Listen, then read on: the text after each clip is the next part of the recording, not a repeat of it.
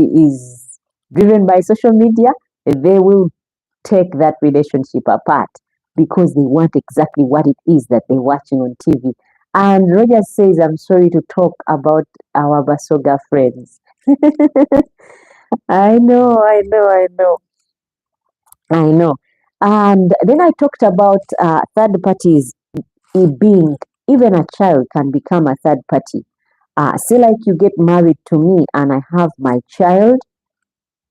If my child doesn't like you, chances are that relationship will not thrive.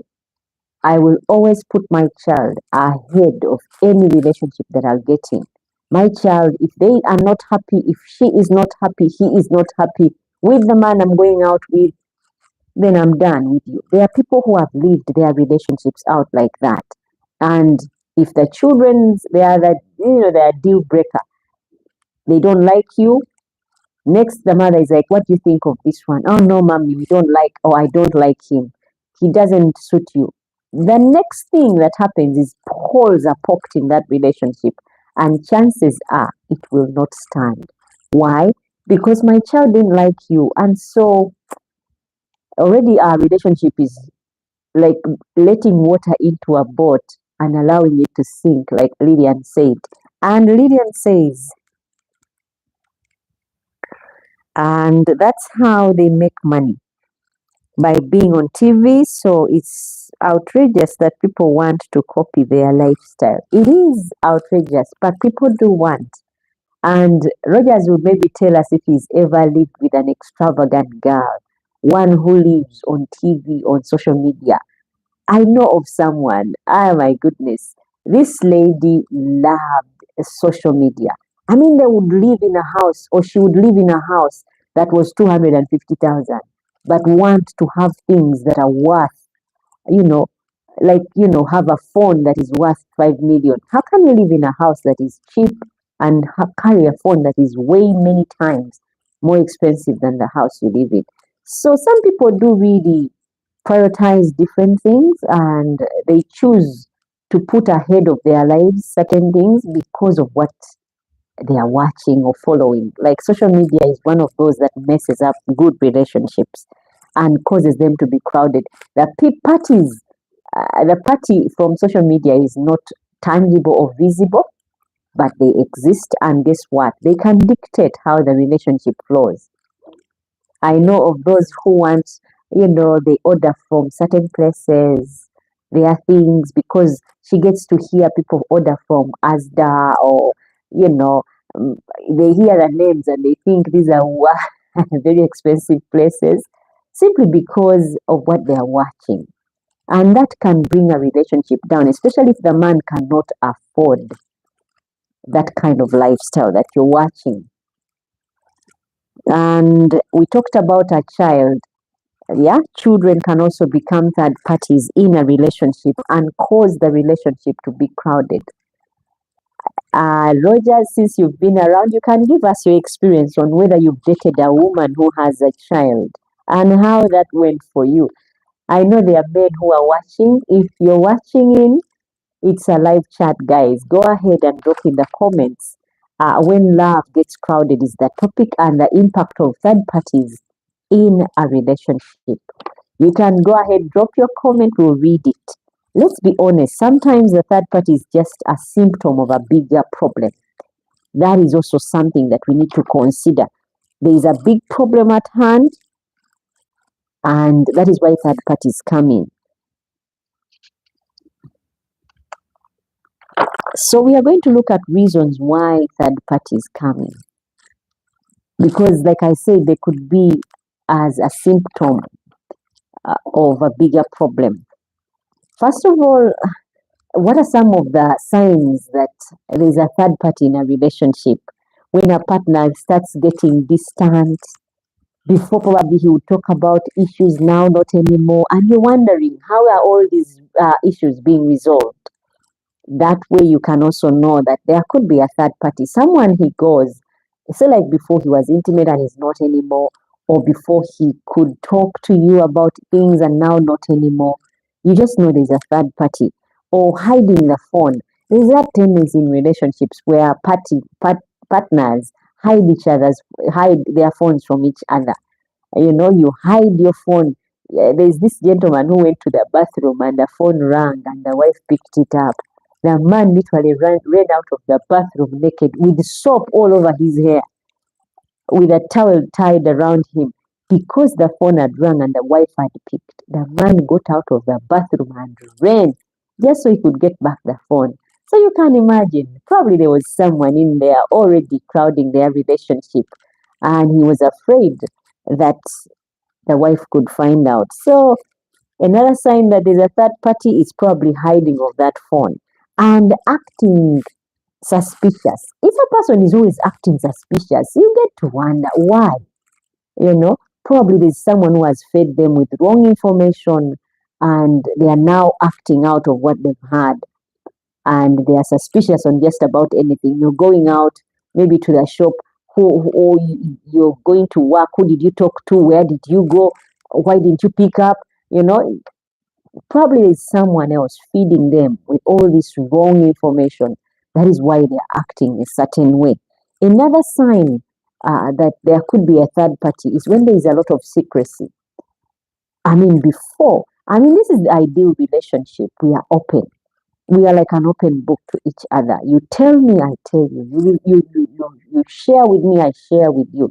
But then when there is a lot of secrecy, you just know there is someone out there who is probably feeding poison to the relationship, to one of the parties, telling them you shouldn't tell them all of that.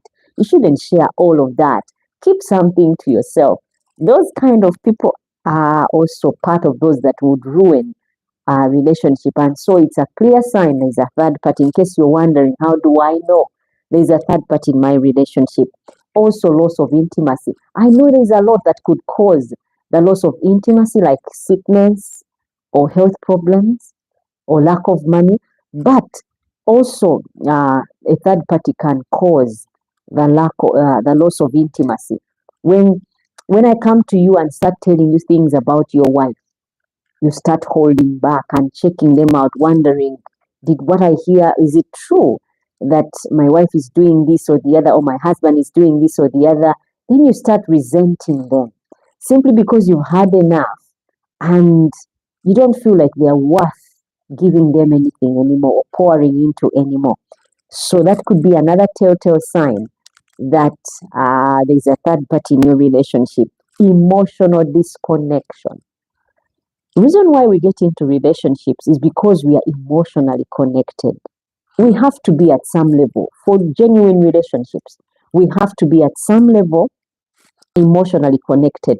But when you find that you don't connect with a person anymore like you used to, someone else has cropped in, poison has sneaked in and caused that division, and you're not connected anymore the way you were before. You're not, you feel like something changed. Many times there's someone that has cropped in. And if you don't feel like you're connecting anymore to this person because they are holding back and pouring out somewhere else, and that's why you're getting less, that is also a reason why you should check into your third party issues. Probably there's someone in there. And Rogers I think it is Lydian first. She says, I think with children, it's mostly the child feeling insecure with a new person and how it might affect the relationship with the parent. Yes, but Lillian, do you agree to the fact that these children can dictate whether you should, pursue the relationship or you don't? Because once your daughter tells you, "Mom, I don't like him. He's not good for you," you start second thinking or second guessing yourself about that relationship. And if she continues to say the same thing, you find that somewhere along the line, if he does something small, you'd always fall back on the comment of your daughter. My daughter has always even warned me against you. Probably you're not it. But if your daughter is excited or your son is excited about the new relationship, the new person in your life, then you just want to go for it even before it's mature. You just go for it premature because you know your kids are for it or your child is for it. So that happens as well. And Rogers says, "Good night, Mama. Good night, Lillian. We shall meet. I'm late. Goodbye." Oh, goodbye, Rogers. Thank you. You've been a good sport. And until next Friday, probably you can drop in the comments what comment title you would want us to topic you would want us to discuss for Friday, Good Friday, and we shall see if it tallies with the one that is already set for Friday. Otherwise, thank you so much, Rogers. And now, back to our topic today. We were talking about excessive time spent with someone else. If you spend so much time with another person, you end up creating a void with the other one who you're in relationship with. So that can also create a hole in a relationship and cause it also to be crowded. Lillian says, "Good night, Roger." So I hope you have heard, and bye bye. Okay. We were talking about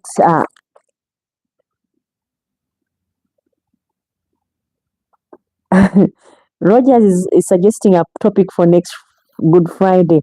Polygamy marriage is not is good or not. Okay, that would be for probably we'll do one on Saturday, but that for Good Friday, and we have something we wanted something to do with Easter. So we'd think about that one, Rogers. I'll note it and use it for a good time. Polygamy not good, good or not. Okay, I'll note that one and we'll consider it. Thank you, Rogers. Polygamy, good or not. And I don't know if Audrey is sleeping and Jamie, but if they are sleeping, good night, Audrey and Jamie. I don't see you, I don't hear from you. It's okay, you can go on and go to bed. Those of you who are still watching, thank you guys for hanging in there. Go ahead and drop in the comments. It's a live chat. You can let me know your opinion on when love gets crowded and the impact of third parties in relationships. That's the topic of discussion today. Go ahead and drop in the comments. We'll read your comment. Now, also, we need to think about, is the third party the problem or a symptom? There is always a reason why third parties come up. A third party is any external person who significantly influences the dynamics between two people in a way that causes emotional strain. So anyone that influences the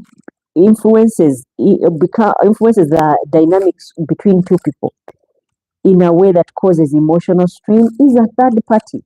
So in case you're wondering, who is a third party?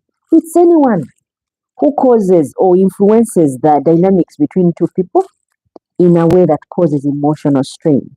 So with that in mind, there are things that cause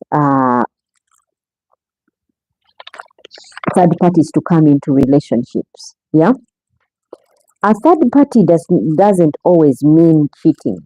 Sometimes it's emotional support sought. I could be looking for someone to support me, and that alone can cause a third party, emotionally. And Rogers says, "Okay, bye bye. Big up, Lillian. Always you have good comments. Respect." Good, good, Rogers. And Lillian, thank you so much.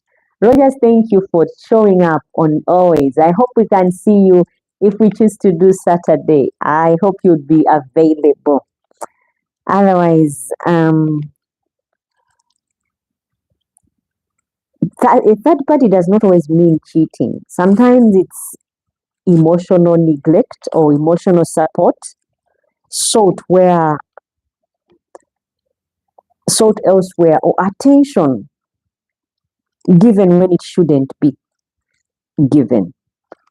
So that is when a third party can come in. Remember, we're talking about what brings or causes a third party to come in. Are they a symptom or are they a problem? Oh, sorry, are they a symptom of a bigger problem? Third parties. That is what we're talking about right now. Another cause of third parties is that emotional neglect. When you feel neglected, you don't feel like your partner is connecting with you anymore. You feel alone. You feel uh, the partner is not paying attention to you. I'm not saying that should be the way out, but some people really go that way and find someone who can always believe in them or someone who will listen. At times, that is all that is required. And if I find someone who can give me time, just make me feel special, give me audience, that is all. A shoulder to lean on. Things are crumbling at home, and this person is not going to scream at me, but is going to be that listening ear. That is when third party is cropping, guys. So, in case you want to close those holes, you should pay attention to emotional support or neglect. And there's also poor boundaries. Say, like we start a relationship and there are no boundaries. Family members can come in, give their opinion. Anyone can come in and say and do whatever they want. That relationship is always open to third parties. So if your relationship has had no boundaries, the chances are you've had or you have a third party or you've had a third party before, and that led to your breakup in a relationship. So really try and improve on the boundaries. Talk about them. Tell your partner what you think should be the limit to which family members come in, to which workmates come in, or to which social media, be real, spend quality time together. And when you do that, you discuss on issues that count. You get in a relationship and you're like, so we are getting involved. How far should your family members come? Are you going to be supportive when my family members come in play, or am I going to support you when your family members come in play? Are you going to support me? You talk about work. Actually, what we didn't even talk about is also the bosses at work. They can give you ridiculous schedules that keep, you know, you so busy and you have no time for family. And the partner can start wondering, are we still in a relationship? Is the boss really making you work, or there's something else coming up? And that can create holes in your relationship. So even the bosses can play a big part in becoming third parties. And some work